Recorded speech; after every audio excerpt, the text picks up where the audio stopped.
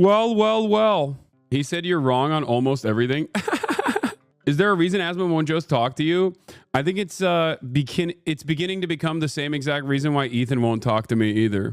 It's because, look, the reality of the matter is, although a lot of people constantly yell about how I'm wrong or bad or whatever the fuck, a lot of these guys, they're not very knowledgeable about the things they talk about. They just kind of talk about things from the angle of drama or controversy or just simply regurgitate things that they see from YouTube videos. So in any sort of direct contest, in any sort of direct conversation, it would not be an actual debate. It would be more so similar to a lecture. And I think in the past, like Asmon and I, we were cordial, but I don't think now he will, like, now that he has firmly solidified his position as like a right-wing content creator, I don't think there's a big financial incentive here to have a conversation with me and go back on any of his thoughts. You know what I mean? He's in denial about being the top one political streamer. It's funny as I don't know why he does that. I mean, it's not even like a dunk. It's just the truth. There is definitely a right-wing takeover. And here's xQc responding to what I had to say earlier, like what I had to say yesterday. xQc reacting to me, calling out Asmongold for the rise of right-wing sentiment that's making waves in streaming. And the reason why I talked about this is because like Amaranth and many other content creators that previously were like seemingly so socially conscious or somewhat progressive are now openly saying like unhinged right-wing People voted for Trump. Okay. Bro, regardless of what people saying, okay, look at the amount of votes. Imagine saying the general population feels this way, but then the general population votes a different way. Wait, I think he misunderstood my point. No, I understand that right-wing sentiment is very popular. xQc thinks I don't understand that. No, I actually do understand that. I talk about it all the time. I disagree with the popular sentiment. And I also predict that once the impact of the Trump administration's actions are felt by broader subsects of American society, then they will start realizing that it's no longer a good thing. The reality of the matter is, it's not necessarily that Donald Trump was incredibly popular. It was more so that the Democratic Party was incredibly unpopular, right? This obviously, I mean, this has been the case for many instances throughout history where we look back and go, yeah, these were really incredibly violent things that we did to other people. Slavery was popular. I mean, Nazi sentiment in Nazi Germany was popular. It doesn't mean that it's correct. Okay. He simultaneously says you grift to the left because it's popular while also saying right-wing ideas are more popular. Yeah, that it doesn't make sense. It obviously doesn't make sense. But my point is, yes, right-wing, the right-wing agenda brought forward by Donald Trump is very popular right now. And I talk about this extensively. I talk about this every single day. It's because a lot of people interpret the Trump administration as like doing something, doing anything, rather than keeping the regular order of business in line. Because a lot of people demanded a shakeup, right? That's it. A lot of people demanded a shakeup, and Donald Trump's approval ratings show that. Because they voted for Donald Trump, and Donald Trump won, because he was the mallet that would destroy the American government. Because for a lot of people, after years and years of neoliberal austerity and social safety nets diminishing and the quality of life, the relative quality of life getting worse and worse for people, in spite of the reality that, technological advancements have made us feel as though our lives are getting better. Okay. The relative quality of life has worsened in the United States of America. Productivity has gone up, whereas wages have remained stagnant. They have not adjusted to the productivity. This is at the heart of capitalism. And a lot of income inequality exists in this country to the same degrees that it existed in the Gilded Age. These are the reasons as to why many people feel uncertainty about their future. They're angry, they're resentful, they hate these institutions, and they thought that Donald Trump was going to break these institutions. And Donald Trump is breaking these institutions, but not in the direction that actually fixes these institutions and fixes the problems that people actually experience, but in a way that will worsen. Okay? Calling every single person in stream over 55,000 people a Nazi is not venting, is labeling. That behavior is exactly what the elite want you to do. They want you to alienate everyone that can be brought over to our cause. They want you to fracture and isolate. You're being too emotional. What are you talking about? The number doesn't matter. They believe what they... Okay, these guys are yapping amongst themselves. They're arguing amongst themselves. I'm not going to read it. But there is no point where there's no point where I've ever said that like right-wing sentiment and right-wing policies right now are not perceived as a overall good thing and people are actually in support of it. They have a much better way of marketing the things that they're doing that is in line with a lot of people's misunderstandings, the broader population's misunderstandings about the federal government. People don't like the government. They hate it, especially since the Reagan era. People have been anti-government and anti-taxation for that reason. I mean, Americans have always been anti-tax, but at least like when you compare it to European countries, like nobody likes to pay taxes, but at least in European countries with more expansive social safety nets, there's this collective understanding that like the money that you're giving back to the government is going to something that will inevitably help you down the line or help others down the line. We don't have that mentality here because the government has never worked in this country, or at least we have completely lost our confidence in the government ever doing something right by us. Okay? And decades of neoliberalism have ruined the federal government in its entirety. There's no concept that like the money that you're giving back to the IRS that is going into the government coffers are actually going to fix the potholes or fix education, right? Or improve your infrastructure, improve your access to the internet, improve your internet bandwidth. None of that is a thing that we believe anymore. We just notice that everything is getting worse and worse all around us, right?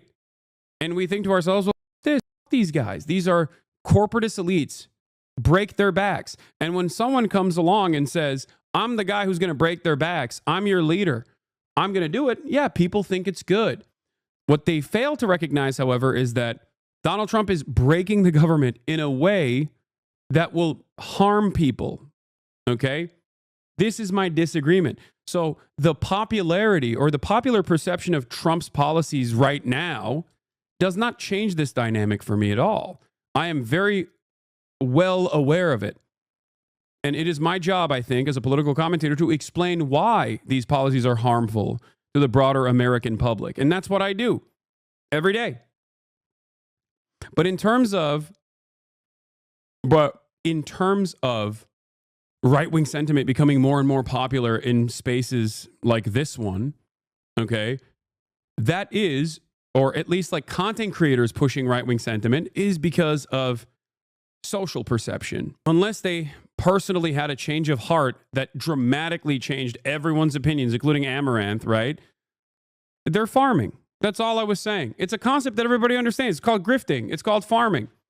There are a lot of right-wing content creators out there. There are a lot of right-wingers out there that want to hear from right-wing content creators. It doesn't take too much to say the right-wing things that people will immediately give you positive feedback on. And that's precisely the reason why people do it. It's a grift. It's a concept that xQc understands very well. I think he literally says, I have grifted to the left for years and years and years. So I think he probably understands that, right? Or perhaps maybe he thinks you can only grift to the left, which is hilarious because very clearly it's much easier to grift to the right. If I were to be a grifter and these weren't my genuine opinions that I've defended for a decade now, I would probably become a right-winger and just, get a kick contract. It's not that hard. People voted for Trump. Okay. Bro, regardless of what we were saying, okay, look at the amount of votes. Imagine saying the general population feels this way, but then the general population votes a different way. And you're like, well, I think you're just wrong. I mean, I do think they're wrong. I think they're wrong. If tomorrow there was a vote to say we should enslave all black people and the democratic process went through, black people are 13% of the population, and people were, all these Americans voted for that, I would say it's wrong, right? And it's not even just slavery, but the reason why I'm using slavery as an example is because that was the general sentiment for the longest time. Like, even during the civil rights movement, in the aftermath of Martin Luther King Jr.'s assassination, his disapproval rating was at 66%. He was overwhelmingly unpopular in the eyes of Americans. Many decades later, after a decent amount of whitewashing about his past, about his ideological leanings, now Martin Luther King is incredibly popular as a historical figure. My point is, it doesn't necessarily matter what the wishes of the masses are. Having said that, however, okay, my point is that I also do suspect that down the line, once Trump's, evisceration of the administrative state comes to fruition, and people start noticing that the government is simply not working at all, even like the remaining parts of the government that used to work is not working, and the American quality of life is truly worse, then they will get resentful and angry. That's it. This has happened historically with all kinds of policy, for the record. This is not unique to Donald Trump in general. After all, one of the greatest examples I can point to is abortion. Many Americans that said that they were on board with restricting abortion very quickly turned around and said, oh my God, we were wrong. We actually don't want to limit abortion that much. We just want to limit abortion this much. Like they basically clawed back and directly democratically voted by overwhelming numbers whenever it was presented as an option on a ballot to restore and enshrine abortion protections in their state constitutions. So why did they do that in states that overwhelmingly voted for Donald Trump, for example? They did that because a lot of people don't understand the immediate impact of policy until it actually harms them, until it hurts them. Okay? Yeah, buyer's remorse. What are we talking about here? I'm confused.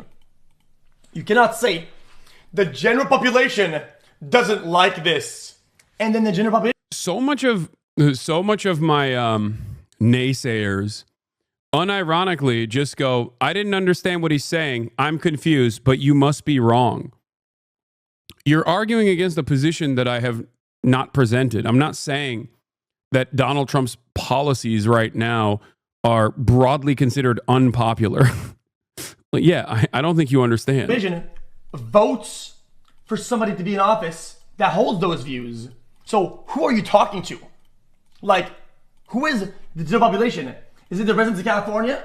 Is it the big cities' online personalities? Is it people that are on Facebook? Is it the Twitter Andes? No, stop saying the general population. Also, especially in the United States of America, the majority opinion is not necessarily the majority of the voting public. That's the other side of this as well, especially because of Electoral College and many other reasons. Like the plurality of people, at least historically, the plurality of people don't vote. 64% of the U.S. voted, and Trump won 49% of that vote. Exactly. But that doesn't matter either. Fair is fair. Trump fairly and squarely won the election. Okay, he did. Too big to rig, baby. He did. That's what it is. Really give policy. Too big to rig. And then he continues to talk about like Asmongold's perspective or something. I don't understand, but I disagree. I think holding the view that is the more popular does give you the more popularity. I think like another little hint of projection. If you hold leftist views in areas that are very outrage heavy and leftist, you get a lot of notoriety and you get a lot of appraisal. And his takes are extremely popular and are always in the center of what public opinion likes. And he speaks loudly about what people like, and he's just gonna. He's saying Asmongold takes extremely centrist positions on broadly popular sentiment. He reads the room and tries to hit the center of that room. I don't think this is correct either. Like Donald Trump, even right now, despite the fact that he won the election, is not like an overwhelmingly popular president. He's not.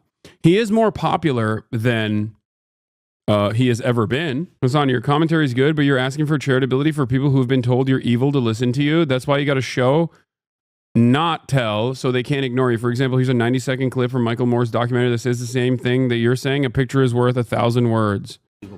That this country, which provides free health care for its people, nearly free daycare, also makes sure that the school lunches are fit for a king. I had to ask myself, how do the French afford all of this? Europe, for the past 4 decades, has been raising taxes. Very high income taxes. Some higher taxes. They're sick of the high taxes. Gerard Depardieu said, no more. I'm out of here. Here's how much the average working American pays in income and Social Security taxes, and those taxes get us the basic services: police, fire, roads, water, war, and bank bailouts.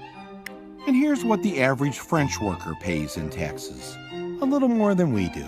And for paying just a Also, the other thing I want to point to, is that I am an advocate for certain things, certain policies, right?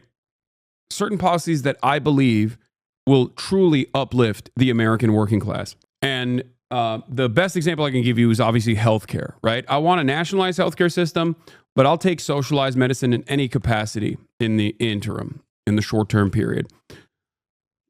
And that is a popular policy. That is a broadly, incredibly popular policy. Having said that, even if it wasn't, I would still advocate for it.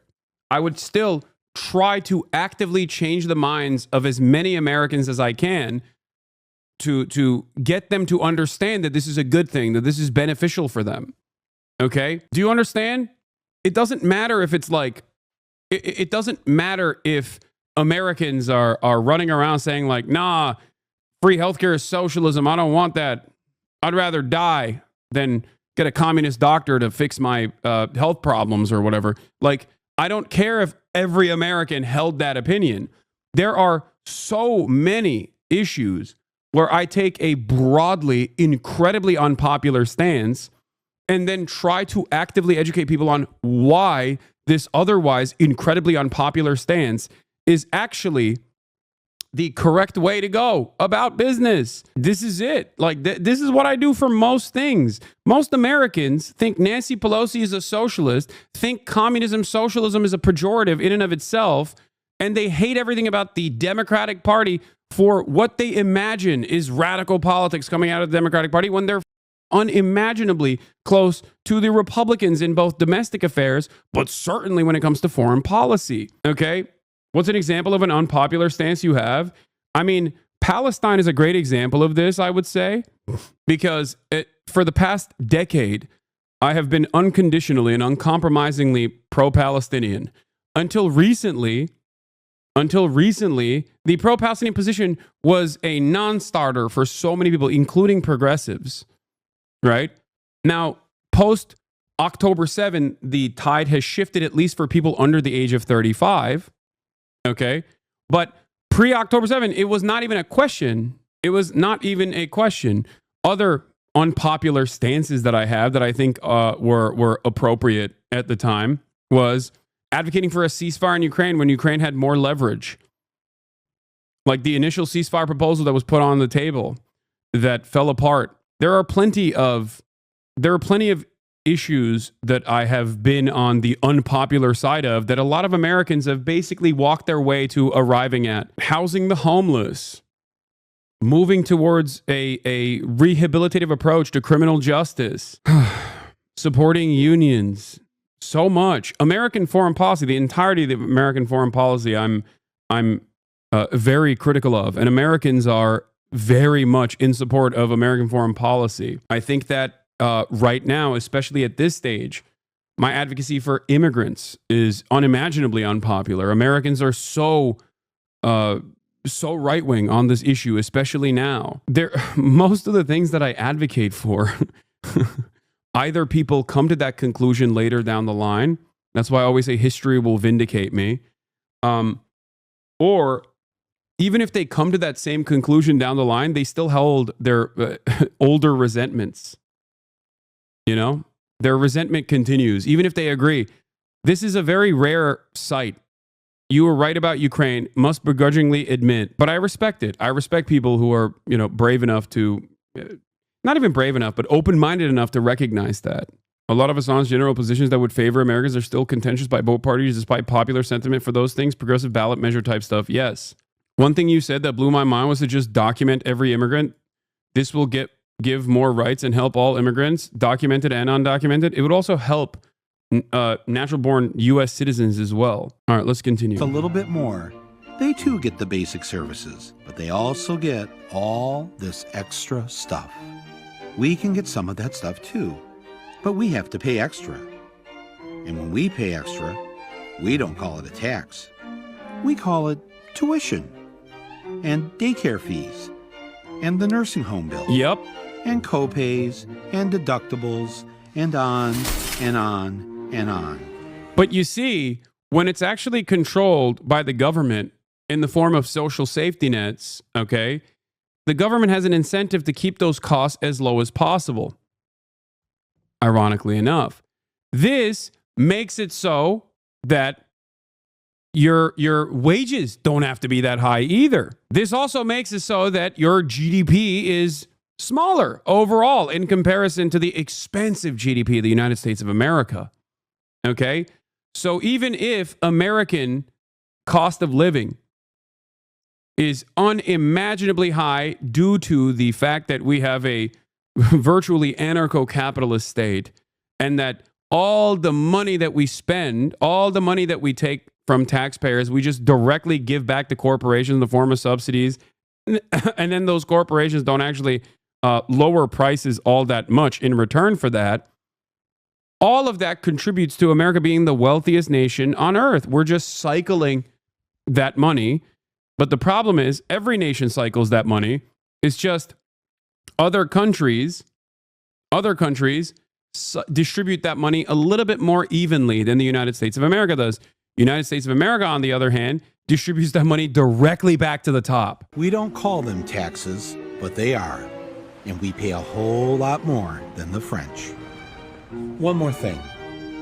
Every French paycheck has a detailed list of where their taxes are going, line by line. This is what our paycheck looks like. Other than Social Security and Medicare, it doesn't say a damn thing. Maybe if we saw where our income taxes were going, we wouldn't let Congress spend nearly 60% of it on this. So yeah, an issue being popular or unpopular by the broader American public does not play a role in my personal opinion at all. And I think a lot of people don't understand this. This is a fundamental misunderstanding with my commentary in general. That's why I laugh whenever people say, "Oh, Hassan, you're grifting. Oh, Hassan, you're only adopting these positions because they're popular." When simultaneously they will readily admit that my positions are actually not broadly popular and that people at a first glance, before they listen to me and I describe it to an audience that is charitable to hearing my opinion, my perspective, which is one that they either have A, never heard before, or B, have immediately contentious opinions on. But if they actually break through that mold, okay, if they break through that mold and listen to what I have to say without immediately assuming that I'm like lying to them or some okay, or immediately assuming that I'm somehow grifting to this like simultaneously popular position, but that's also unpopular in general, okay, because I'm grifting to the left, I think that I will be able to convince them. The underlying policy positions that I advocate for don't change. They don't change whether or not something is perceived as popular by the broader public. Public opinion. So explain how that doesn't apply to him. Wait, no, they're not. They are extremely like public opinion glazing. What? Yeah, that's the point. The overarching public opinion glazing doesn't change my advocacy at all. Whether it's incredibly popular or incredibly unpopular doesn't change the dynamic for me. I will talk about it. I will talk about why it's unpopular. I will explain to you why it should be more popular, how it will help you. But it's like, I'm the one who is working to advocate here. I'm not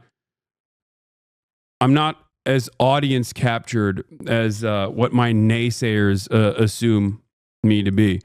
That's why it's always funny when they're like, Hasana's so audience captured. It's like, dude, have you seen the broader American consciousness when it comes to when it comes to like leftist opinions? Your ego is clouding your judgment. Admit you were wrong about Hamas, says Young Herpes.